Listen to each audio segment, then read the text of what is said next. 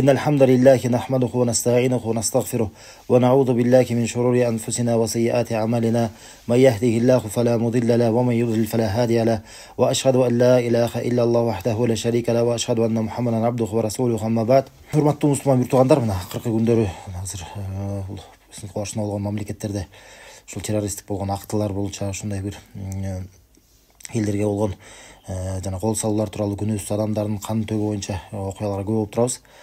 Анан биз баарыбыз билишибиз керек, чынында биздин ушул ислам динибиз, таза биздин динибиз мындай иштерге эч кандай тиешеси жок. Жана кайра тескерисинче мындай иштерде ислам динибизде катуу мындай иштер катуу айыпталат жана катуу динибизде бул чоң кылмыш болуп эсептелет жана катуу кайтарылат.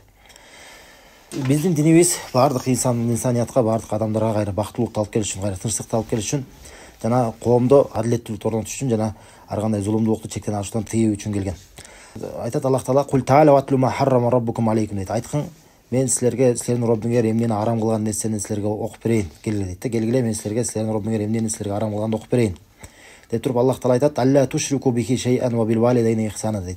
Силерди Аллах Таала Аллахтан башка бирөөгө шерик келтирүүнү, ушул нерсени тыйды жана ата энеңерге жакшы мамилени кылууну буйруду дейт. Жана ушунтип келтирип Аллах Таала айтат, күнөөлөрдү айтып келип айтат Аллах Таала: "Вала тактулу ауладакум мин имлак" жана кедейликтен коркуп өзүңөрдүн балдарыңарды өлтүрбөңөр дейт. "Нахну нарзукукум ва ияхум" биз силерге ырызык беребиз жана аларга. "Вала тaqrabul fawahisha ma zahara minha wa ma batan" дейт. Жана анык жана жашыруун болгон бузук иштерге жолобогула деп туруп Аллах Таала айтат.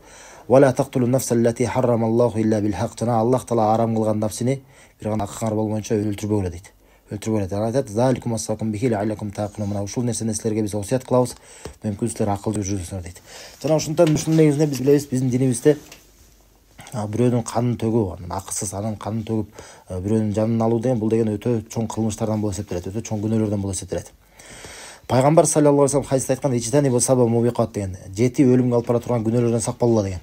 Ошолорду айтып келип Аллахтын элчиси саллаллаху алейхи вассалам айтат: "Аширку билла" дейт. Эң биринчиси бул Аллахка шерик келтирүү дейт. Экинчиси айтат: "Ва сихр" деген, аны сыйкырчылык менен алектенүү деген. Үчүнчүсү айтат: "Ва катлу нафса аллати харрамаллаху илля бил хак" Аллах Таала арам кылган нафсини аны деген өзүнүн акың болбой туруп аны өлтүргөнү дейт. Аны өлтүргөндү. Мына ушул нерсени Пайгамбар саллаллаху алейхи вассалам эң улуу болгон биздин динибиздеги 7 күнөөнүн биринен деп айтып кеткен. Жана Аллах Таала Кур'ан айтат: "Min ajli zalika katabna ala bani Israil annahu man qatala nafsan bighayri nafsin aw fasadin fil ard faka'annama qatala an-nasa jami'an" дейт. Биз деген Бану Исраилге дейт, алардын китебинде биз жазган элек дейт. Ким эгерде бир напсини өлтүргөн болсо, аны жанга жан эмес дейт да. Же болбосо ал жер жүзүндө бузук таратпагандыктан дейт. Ал деген баардык адамзатты өлтүргөн сыяктуу күнөө алат деген.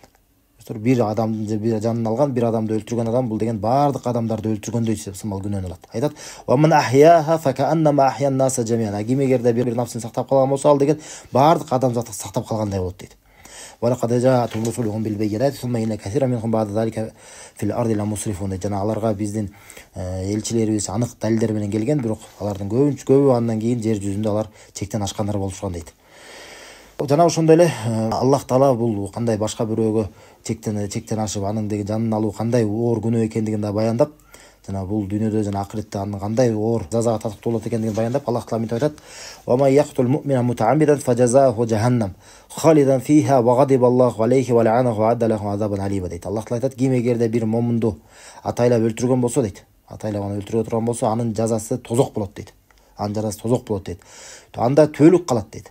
Анан Аллах Таалага каарданат дейт. Аны каргышка алат жана ага деген катуу оор улуу азап даярдап коет дейт. Аллах Таала бул жакта бирөөнүн жанын өлтүрүү дейт, бир момунду өлтүрүү бул деген 5 түрдүү азап менен ага коркуткан. Биринчи айткан Аллах Таала аны жазасы тозок болот деген.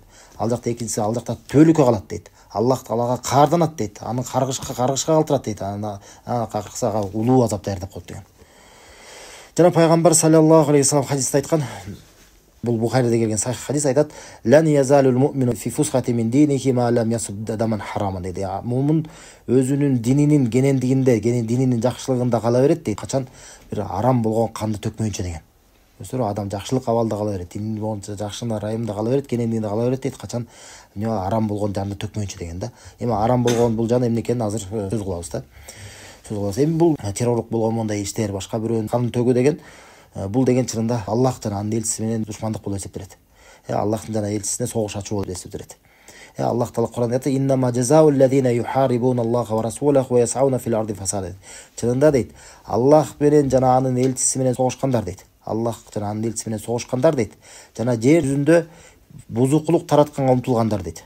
Деп туруп айтат Аллах Таала, алардын жазасы дейт: "Ай юқатталу ау юсаллабу ау туқатта айдихум ва аржулухум мин хилаф" дейт. Ау юнфау минал ард. Алардын жазасы кандай болуш керек? Бул жакта тафсир алымдар айтып берген. Бул кимдер? Аллахка жана элчисине душмандык кылгандар кимдер дегенде, булар айткан, булар деген элдин арасында ошондой террор деп койсок, мындай коркунуч деген. Булдай нерсе илгери эле түшүнүктүү бар эле исламда. Кандай жер жүзүндө бир коркунуч, мисалы жолдордо деген адамдар сапарга чыга албай калгандай, же болбосо адамдар чогула турган жерлерге бара албай калгандай. Ал эле эмес, Аллах Таала буйруган ибадатты да аткара албай калышат. Мечиттерге баруудан коркуп калышат, умра, ажылык сапардан чыгуудан кооптонушат. Ал эле эмес, көрүсүздөр, ошондон коркунуч болсо, Аллах Тааланын акысы болгон таухидти дагы иш жүзүнө ашыра албай калышат адамдар. Ушундай бир адамдар коркунуч жарата турган адамдар, мына ушуларды булар айткан жер жүзүндө бузукулук жайылткандар. Анан Аллах жана элчиси менен согушкандар деген да. Баягы ушулардын жазасы кандай? Мына карасаңыздар, булар жөн эле адамды өлтүргөн болуп эсептелбейт. Бул деген мына буга чейинки биз айткан жазалар, бул жөн эле адамды өлтүргөндүн жазасы эле. Адамды өлтүргөн жазасы эле. Ал эми бул деген террор деген нерсе, бул деген башка, бул шариатта мунун өкүмү башкача болот. Бул кандай? Бул көрсө, бул адамды өлтүрмөк турсун, бул кандай? Адамдарды өлтүрөт дагы жана элдердин арасында коркунучту жайылтат. Коркунуч жайылткандык себептүү адамдар деген бир элдер чогулган жерге чыга албай калат. Үйлөрүнөн чыга албай калат, бир жерге сапарга чыгуудан коркуп калышат.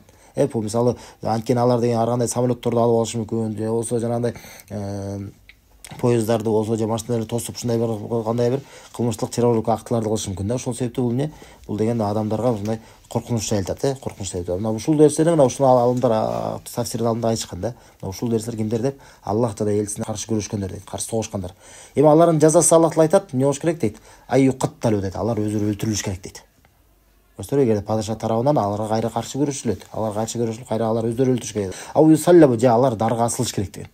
Алар жарат. Ау туқаттай деген аржулух мен хилаф дейт. Же болбосо дейт, анын кайчылаштырып, анын кол буттарын кесип тасташ керек дейт. Дейт, ау юнфау минар, жерден алар айдалыш керек деген. Көрсөтөр, ушундай кылып аларды, ошолорду кайра жана террорчуларды кармаган болсо, бул мусулмандардын падышасы. Алымдар айткан, ушулардын айтылган бияктагы жазалардын бирөөсүн каалаганын өзү ошо кылмыштын ордуна жараша колдонгон акысы бар деген да. Айтат Аллах Таала: "Залика жалахум хизун фид дунья" дейт. Эми бул нерсе аларга жер жүзүндөгү булар, бул дүйнөдөгү болгон аларга кордук дейт. Айтат: "Валахум фил ахирати азабун азим". Ал эми акыретте алар үчүн улуу азап бар деген да. Көрсөтөр, бул дүйнөдө дагы акыретте да аларга азап даярдалган дейт. Эми бул жакта айтып атабыз. Биздин динибизде демек башка бирөөгө кол салып, анын канын төгүү улуу күнөө экенин биз түшүндүк, Жана бул жакта айырмасы жок. Бул деген мусулман болобу же капыр болобу. Жалпысынан биякта биз айтып кеттик, арам болгон канды төгүү деп атабыз. Арам болгон канды төгүү. Арам болгон канды төгүү дегенде бул эмне? Биринчиден мусулмандын канын төгүү. Эч кандай акысы болбой туруп, Ошондой эле капырлардын арасынан дагы кайсы бир топтун алардын дагы кандары арам болот мусулманга. Биринчиден ким деп айтат? Зимми деп коет. Бул деген иудей же христиандар мусулмандардын мамлекетинде жашап жүргөндөр. Мусулман мамлекеттеринде жашайт жана аларга анан дия төлөйт деп коет да. Ушундай бир өлчөмдү төлөп мусулмандардын арасында мусулман падышасынын кол алында жашаган капырлар. Зимми деп коет. Бул экинчиси мустаман деп коет. Мустаман деген бул деген кайсы бир мусулман ким гана болбосун, биздин арабыздагы эң алсыз мусулман дагы болбосун, эгерде бир капырды өзүнө чакырып, өзүнүн үйүнө бир кепилдик берип, ага ошо гарантиясын берип, ошол өзүнүн үйүндө же болбосо өзүнүн кепилдиги менен аны чакырып алган болсо. Көрсөтөрбү?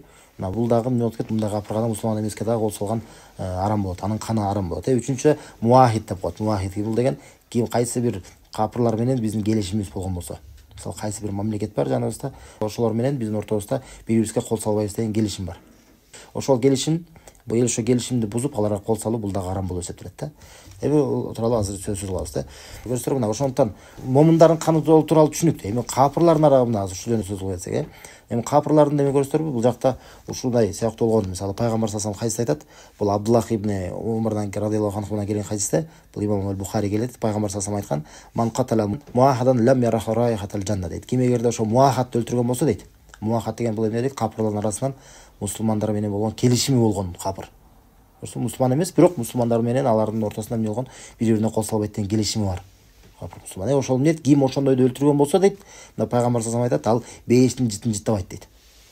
бейіштің жетін татпайды дейді. Айтады, фа инна рихаха ла юджаду мин масирати арбаина ама дейді. Уланса айтады, бирок анын дейді, бейіштің дейді жыты 40 жыл аралықтан деле сезіледі дейді. Сіз 40 жыл аралықтан дағы 40 жыл алыс болса дағы адам бейішке чейін, ошончолук алыска буркураган сонун жыты сезиле тургандагы ошондо жытын сезбей калат дейт. Ошончолук бейиштен алыс болот деген мааниде. Кимди өлтүргөндү, мусулманды өлтүргөн деп айткан жок пайгамбар салам. Кимди дейт? Ошол ким менен эгерде бир мусулмандардын кайсы бир капыр менен болгон келишим болгон болсо, ошондой капырды эгер өлтүрө турган болсо, ошондой аларга ушундай азап болот дейт, субханалла. Анан бул жакта айырмасы жок, көрүсүңөрбү? Келишим деген түрлөрү болот да. Мисалы, бул келишим кандай? Мисалы, мусулман бир капыр биздин мамлекетке келген болсо, мусулмандардын мамлекеттерине жүрөт дагы, анан эмне болот? Бир айттык, бир кайсы бир мусулмандын кепилдиги менен бул жакта жүрүп мусулмандардын арасында жүргөн болсо, ал ким деп коет? Мустаман деп коет экен.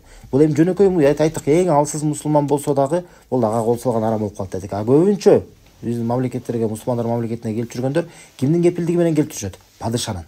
Мусулмандардын падышасынын кепилдиги менен келип жүрөт. Аларга анткени виза жанагы сыяктуу берип атпайбы?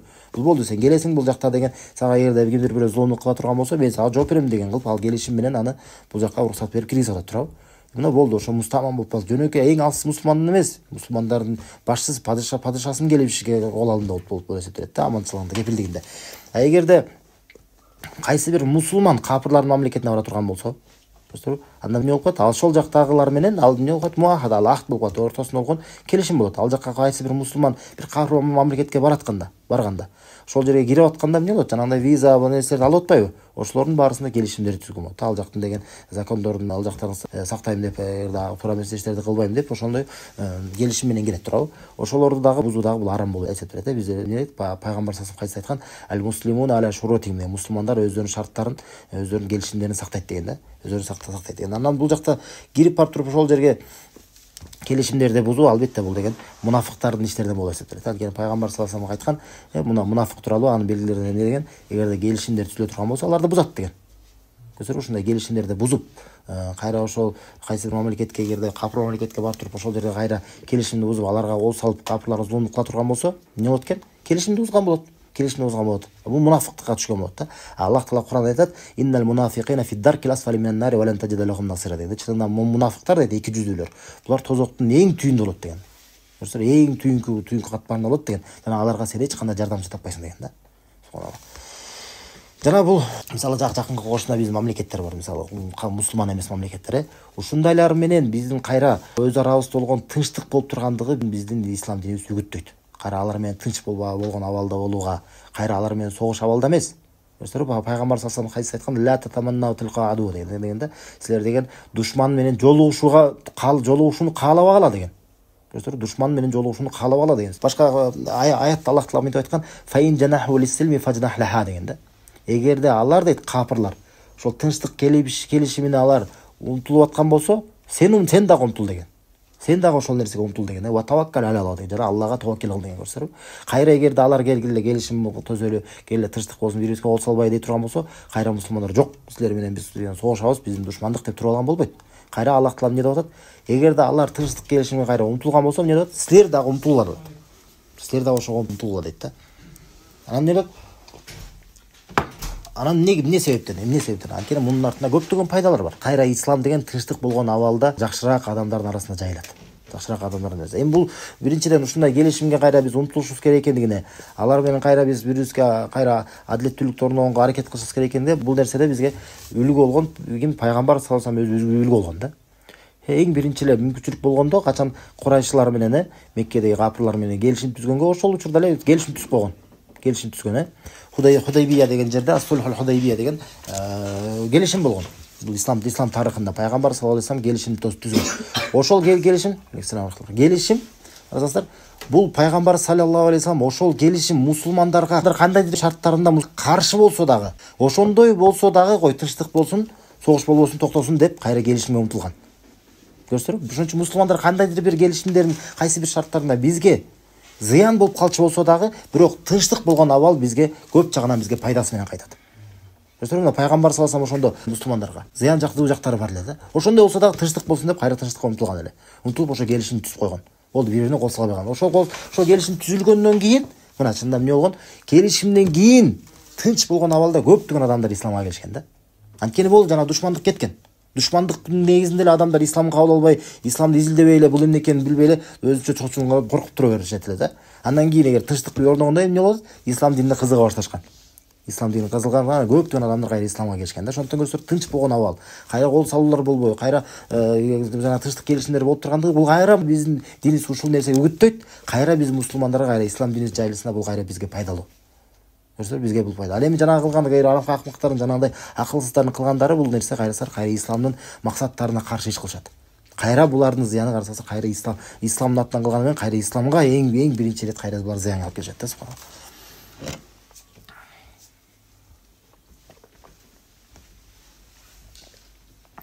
Жана мындай бири башка бирөөлөрдүн канын төгүү. Анан бул жакта деген билишиңиз керек да, бул террорчулардын бул деген мындай харижиттердин, такфиристтердин деген булардын деген кан төккөндүгү деген капырлар менен чектелген жок. Булар мусулмандарды да өлтүрүшөт. Мусулмандарды өлтүрөт. Ошондон мындан түшүнөбүз да, демек булардын деген бул террорчулардын булардын дини жок да. Буларга айырмасы жок. Алар капырды өлтүрүп атабы, мусулманды өлтүрүп атабы. Аларга эч кандай айырмасы жок. Мындай нерсени биздин динибизде кайра өтө айыптайт. Пайгамбар саллаллаху алейхи хадисте мынтип айткан. Бул имам Аль-Бухари деген ла таржиу ба'ди куффаран ядру ба'дукум риқаба ба'д деген. Менден кийин капыр болуп кайтып калбагыла деген. Бири-бириңердин мойнуңарда карда чапкан дейт да. Бири-бириңердин мойнуңарда карда чап, бири-бириңерди өлтүрө турган ушундай капыр абалга кайтып калбагыла деген да. Айткан бири-бириңерди өлтүрүп, бири-бирине зулумдук кылып, бири-биринин канын төгүп жүрүп, бул айткан бул негизи эмне? Бул капырчылыктан деген да. Ислам дини кайра мындай нерсени жок кылууга келген. Биздин динибизде пайгамбар саллаллаху алейхи келгенде эң биринчи буйруктардын бири эмне болгон? Вафшус салам деген да, бири-бириңерге саламды жайылткыла деген. Саламды жайылткыла деген. Биз эмне дейбиз? Кантип учурашабыз бири-бирибизге? Келген ассаламу алейкум дейбиз. Сага салам болсун деген. Эмне деген маани? Биз дуа кылып атабыз, сага саламаттык болсун деген. Кайра саламаттык болсун деп бири-бирибизге дуа кылабыз. Кайра ислам дини кайра саламаттыктын, кайра жанагындай кол салуу, кайра зулумдуктун, адилетсиздикке каршы экендигин динин түшүндүрөбүз да. Биздин саламдашкандан эле баштап эле бири-бирибизге саламаттыкты каалайбыз да, субханалла. Ана пайгамбар саллаллаху алейхи кайсы айткан? Ал-муслиму ман салима ал-муслимуна мин лисаниhi ва яди деген да. Мусулман дейт, мусулман. Бул дейт башка мусулмандар дейт, башкалар анын тилинен жана колунан аман калгандар дейт да. Аманчылыкта болгондор.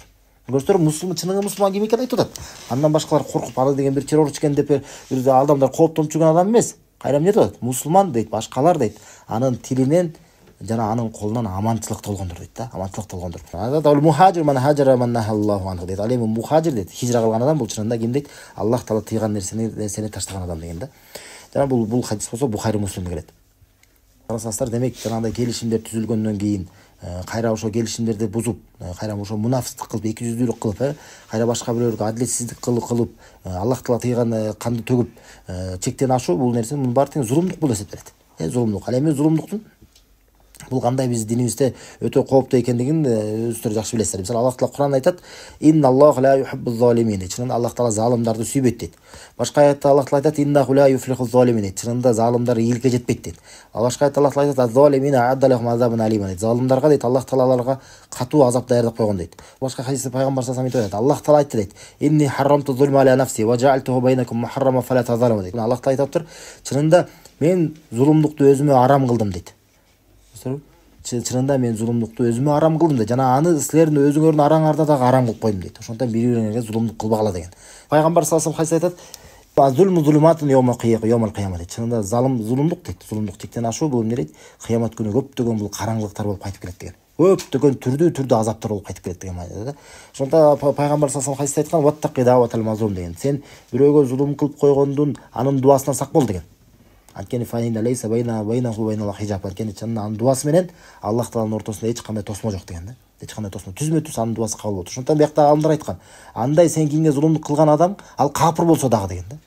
Сен бир капырга дагы зулумдук кылып чектен ашып адилетсиздик кыла турган болсоң, ал эгер сага каршы Аллах таала дуа менен кайрыла турган болсо, Аллах таала түзмө-түз анын дуасын кабыл болот болот. Ошондо пайгамбар саллаллаху алейхи ва саллям ошонун дуасынан сак бол деген мааниси эмне? Ага зулумдук кылба. Сен ошонун дуасына душар болуп калгандан болуп калба деген маанида. Ошондо бул жакта да пайгамбар саллаллаху алейхи ва саллям зулумдан кайтарып кеткен да, субханалла.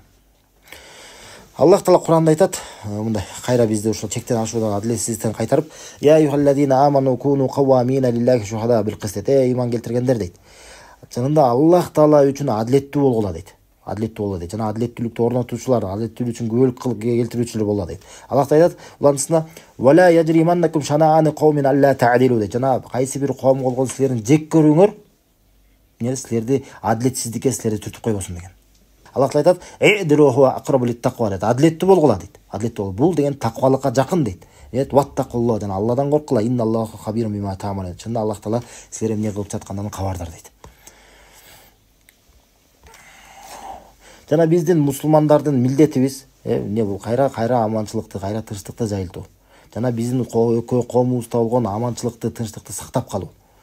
Субханалла. Анан ушундай бир кандай бир жакшылык иштерде кайра бири-бирибизге таквалыкта кайра бири-бирибизге жардам берүү, кайра туура эмес иштерден чектен ашуудан, зулумдуктан бири-бирибизди кайра кайтаруу. Кайра андай нерселерден тыюу. Аллах Таала Кур'ан айткан: "Ва таавана аль-бирри ват-таква ва ла таавана аль-исми вал-удван" дейт. Бири-бириңерге жакшылык иштерде жана таквалыкта жардам бергиле.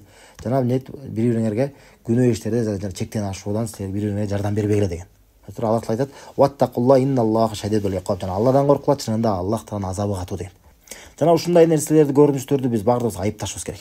Мындай нерсеге биз баарыбыз мусулмандын баарыбыз бирге туруп буларга каршы күрөшүшүбүз керек. Субханалла. Бул нерсени биздин коомубуздун эң биринчи мусулман үммөтүбүздүн биздин баарыбыздын көйгөйүбүз. Бул нерсеге биз каршы күрөшүш керек. Анткени ушундай нерселерден эң биринчи, эң көп зыян тарткандар бул мусулмандар. Демек мындан эмнени түшүнөбүз? Бул деген мындай террорчулар деген жана кээ бирлер адамдар адилетсиздик кылып, бул террор менен исламды бири барабар кылып койгондор, булар туура эмес. Адилетсиздик бул чектен ашуу. Көрдүңүздөрбү? Эң тескерисинче эң көп ушундай террорчулардан зыян тарткандар булар мусулмандар болуп жүрөт. Чындап эле эгер дүйнөлүк статистиканы менен карап турган болсок, эң көп булар жанагындай террорлук актыларды кылгандар бул мусулман мамлекеттер. Мусулман мамлекеттер канча мечиттер жагдырышып, канча мусулмандарга зулумдук кылып, кайра аларды өлтүрүп, ушундай кылып адилетсиз кылып жүрүшөт да, субханалла. Же болбосо жанагындай капыр мамлекеттердин арасында жанагындай исламдын атынан кылып туруп жанагындай акылсыздар, эч кандай исламга тиешеси жок болгон адамдар, Аллах Таала өзү билет, булар момундарбы же мунафыктарбы, алар калып туруп бир ишти кыла турган болсо, кайра ошол мамлекетте кайра алардын айынан кайра мусулмандар эле кайра сыздап жүрүшөт. Мусулмандар эле кайра кыйналып жүрүшөт. Ошондон билишибиз керек, мындай мусулмандардын эч кандай мындай нерсеге тиешеси жок. Ислам динибиз да мындай нерсеге каршы, мындай нерседен бизди тыят.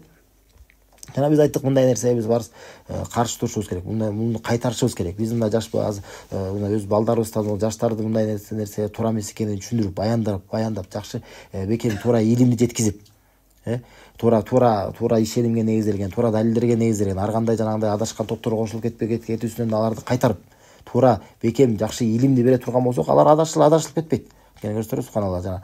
Жана даадан коомго шайтан дагы имам дегендей, субханалла. Адам илимсиз болгондуктан жанагындай адашкандар келип туруп, мына ушул ислам дини, мына ушул чыныгы жихад деген сөз менен келип туруп адамдарды адаштырып кетет. Субханалла. Биз элдерге түшүндүрүп беришибиз керек. Чыныгы жихад деген эмне? Анын кандай шарттары бар? Анын кандай анын түркүктөрү бар? Анын кандай учурда аткарылат? Ким менен чогуу аткарылат? Биз билебиз, бул жихад деген бул чынында мусулмандардын патшасы менен бирге аткарылат. Ал президент болобу же король болобу, ким болсун, эгерде мусулмандар баары тең, биздин башчыбыз деп кимди моюнсунуп ошону падыша деп билген болсо, ошонун буйругу менен гана аткарылат. Ошонун артында гана аткарылат. Бул жихад. Ошондой жихад болгон болсо дагы, бул жакта да айтыш керек. Пайгамбар саллаллаху алейхи Сахих Муслимде келген кайсы мынтип айткан да. Силер мына ушул бул деген согуш учурунда айткан. Согуш учурунда айтат Пайгамбар саллаллаху алейхи кыянаттык кылбагыла деген да. Көрсөтөрүз, согуш болуп аткан учурда дагы, эми согуш эмес учурунда андан беш бетер кыянаттык кылган болбойт. Кыянаттык кылып бирөөгө кол салганчы. Согуш болуп аткан учурда дагы ошондо дагы кыянаттык кылган болбойт. Көрсөтөрүз, согуш учурунда дагы бирөөнү бир кандайдыр бир кыянаттык кылып, келишимди бузуп салып, аны бир кандай бир зулумдук кылып, адилетсиз кылып өлтүрүп салгандагы бул тыюу салынат биз динибизде. Айтат, силер кыянаттык кылбай, анан өлүктөрдүн дагы кулак мурундарын кескилебегиле деген да. Кейпин келтирип, жанагындай кулак мурун кескилеп, ушундай кылып кылгандагы бизде арам болуп эсептелет. Көрсөтөрбү? Анан айтат, жана жаш балдарды өлтүрбөгүлө дейт. Көрсөтөрбү? Жаш балдарды өлтүрүп, жанагындай келип туруп, жанагы террорлук актыларды кылганда аякта айырмалабайт алар.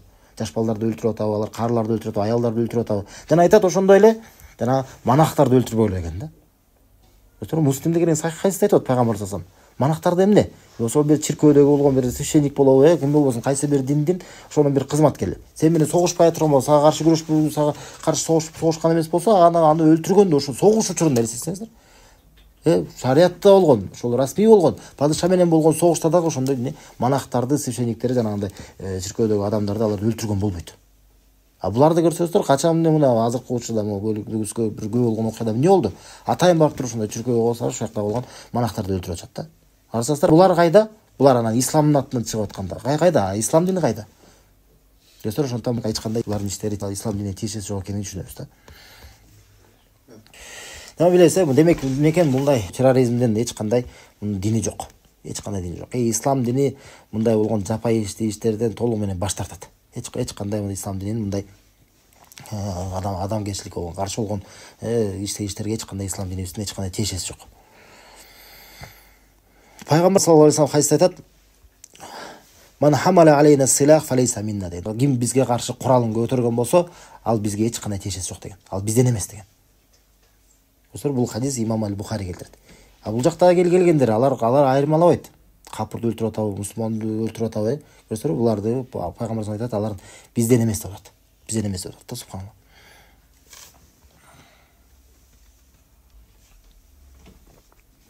Жана биз айттык, мындай нерсеге биз баарыбыздан каршы туруп күрөшүбүз керек дедик.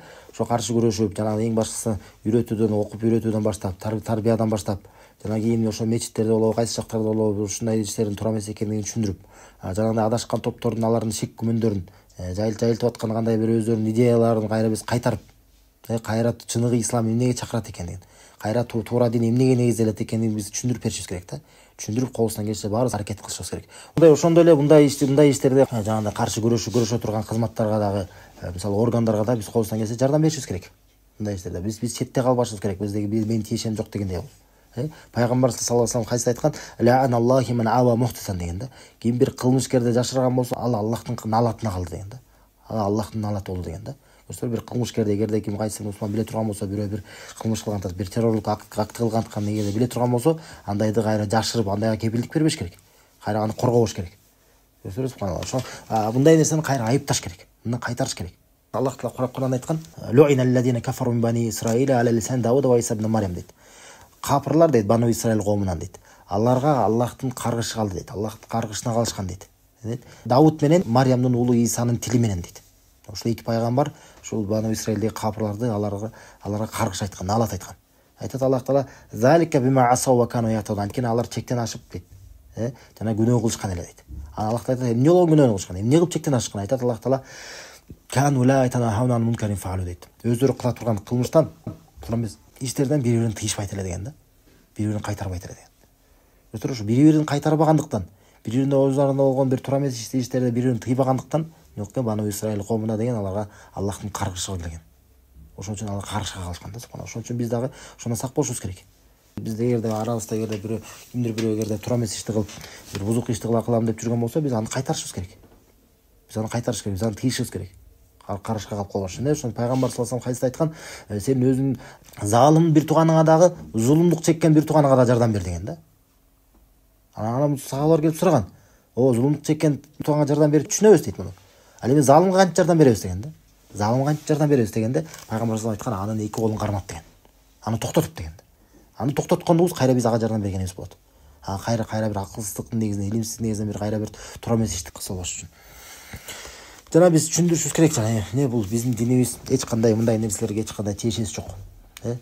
Мындай нерселерден кайра тыят. Биздин динибиз кайра райымдын мээримдүүлүккө негизделет, адилеттүүлүккө негизделет. Пайгамбар саллаллаху алейхи вассалам хадисте айткан: "Ла юрхам ман ла ярхам" деген да. Ким эгерде башкаларга райым кылбаса, ал өзү райымга ээ болбойт деген. Башка хадисте пайгамбар саллаллаху алейхи вассалам айткан: "Ар-рахимуна ярхамухумур рахман, ирхаму ман фил арди ярхамукум ман фис сама" дейт. Мээримдүүлөрдү аларга мээримдүү райымын көрсөтөт деген. Жердегилерге райым көрсөткүлө, ошондо силерге асмандагы райым көрсөтөт деген. Алла асмандагы зат, Аллах Таала силерге райым көрсөтөт атат. Биздин динибиз ошондой эле адилеттүүлүккө негизделет. Аллах Таала Кур'анда айтат: "Инналлаха я'муру бил адли вал ихсан" дейт. Чынында Аллах Таала силерге адилеттүүлүктү буйрут дейт. Адилеттүүлүктү буйрут. Жана вал ихсан ошондой эле жакшылык кылууну дейт. Башкаларга жакшылык кылууну буйрут дейт. Айтат: "Ва итаидил курба ва янханил фахшай вал мункари вал багр". Ошондой эле силерге Аллах Таала буйрут дейт. Тууган уруктарга жакшылык кылууну дейт. Тууган уруктарга беречендүү болууну дейт. Айтат: "Ошондой эле силерден дейт, бузуклукту дейт, айыптуу иштерди жана чектен ашууну тыят" дейт.